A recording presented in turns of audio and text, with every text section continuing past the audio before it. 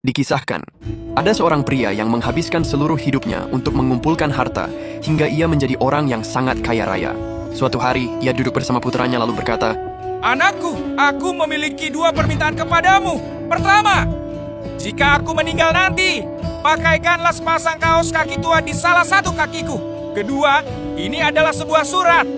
Jangan pernah kau buka kecuali setelah aku dimakamkan." Waktu pun berlalu hingga akhirnya pria itu wafat. Saat tiba waktunya untuk mengkafani jenazahnya, sang putra teringat akan wasiat ayahnya. Ia pun berkata kepada orang-orang yang hadir, "Ayahku berpesan agar kita memakaikan kaos kaki tua di salah satu kakinya."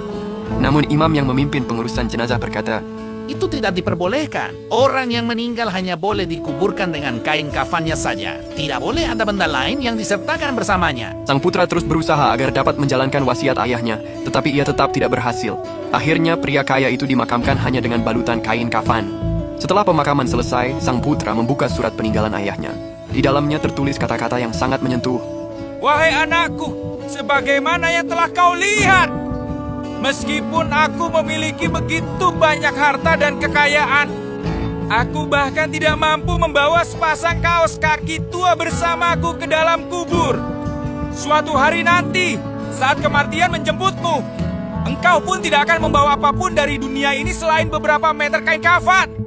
Sebab kekayaan sejati bukanlah apa yang kita simpan di dunia, melainkan amal baik yang kita bawa untuk kehidupan setelah kematian." Sejak hari itu, sang putra pun berubah. Ia tidak lagi hidup hanya untuk mengejar kekayaan, melainkan mulai menggunakan hartanya untuk membantu sesama dan menebar kebaikan kepada banyak orang.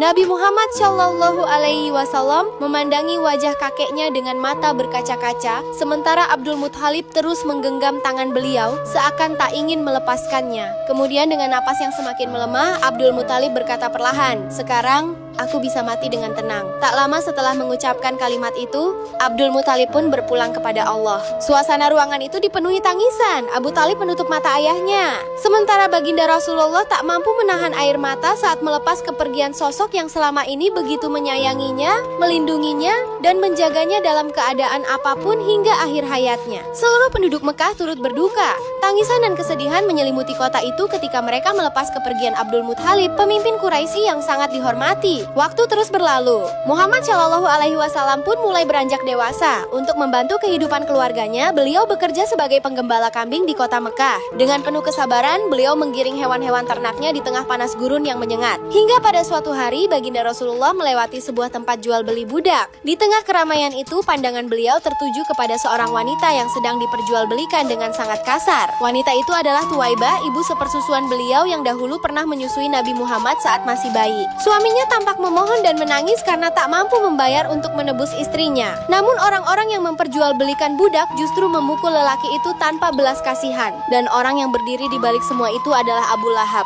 Melihat kejadian tersebut, hati baginda Rasulullah dipenuhi kesedihan dan kemarahan. Beliau kemudian memohon kepada Abu Lahab agar membebaskan Tuwaibah beserta anaknya. Namun Abu Lahab meminta imbalan uang sebagai syarat pembebasan mereka. Dengan penuh keteguhan, Muhammad Shallallahu Alaihi Wasallam berkata bahwa beliau akan membayarnya kelak ketika telah bekerja, bahkan akan melunasi seluruh hutang keluarga Tuwaibah. Saat itu, istri Abu Lahab akhirnya berbicara dengan nada penuh kebencian. "Aku memang sengaja menyiksanya, karena dahulu ia pernah menyusuimu, Muhammad." Lalu dengan terpaksa mereka melepaskan Tuwaibah. Sebelum pergi, Abu Lahab menatap baginda Rasulullah sambil berkata sinis, "Ini adalah hutangmu, wahai Muhammad." Dan sejak saat itu, kehidupan Muhammad Shallallahu Alaihi Wasallam memasuki babak baru yang penuh ujian, pengorbanan, dan perjalanan besar yang kelak akan mengubah dunia selamanya. Sementara di tengah panas gurun yang membakar, seorang pria berjalan menuju sebuah bukit sambil membawa anak perempuannya yang masih kecil. Wajahnya dipenuhi amarah dan rasa malu, karena di negeri itu anak perempuan dianggap tidak berharga dan hanya akan menjadi beban sepanjang hidupnya. Dengan kasar ia mendorong istrinya hingga terjatuh ke tanah. Wanita itu menangis sambil memohon agar suaminya tidak menyentuh anak mereka. "Jangan lakukan itu, dia anak kita." Namun pria tersebut tetap berjalan menuju tepi bukit. "Seandainya ia laki-laki, tentu akan kusayangi," katanya dengan penuh kebencian. Sang istri tak mampu lagi menahan kesedihan. Setelah didorong dan menyaksikan anaknya hendak dibunuh, ia jatuh pingsan di atas pasir gurun. Saksikan next part. Pernah kalian mendengar kisah ketika sebatang kurma yang menangis karena rindu kepada Nabi Muhammad SAW? Di Masjid Nabawi yang sederhana, Rasulullah dahulu sering bersandar pada sebuah batang pohon kurma yang sudah mati. Ketika menyampaikan nasihat kepada para sahabat, setiap kali beliau berbicara, batang kurma itu seakan ikut merasakan kelembutan suara Nabi dan keberkahan majelis beliau. Suatu hari para sahabat berkata, "Wahai Rasulullah, izinkan kami membuatkan mimbar agar semua orang bisa melihat dan mendengar engkau dengan lebih jelas." Rasulullah mengangguk lembut. "Jika itu memudahkan kalian menerima nasihat, maka lakukanlah." Mimbar pun dibuat. Namun saat Rasulullah mulai berkhutbah dari mimbar itu, tiba-tiba terdengar tangisan yang sangat memilukan dari arah batang kurma. Tangisannya seperti anak kecil yang kehilangan orang yang sangat ia cintai. Para sahabat terkejut. "Ya Rasulullah, dari mana suara tangisan itu?" Rasulullah turun dari mimbar dan berjalan mendekati batang kurma itu. Rasulullah berkata dengan lembut, "Kenapa engkau, wahai pohon kurma?" Dengan izin Allah, seakan pohon itu merintih penuh rindu.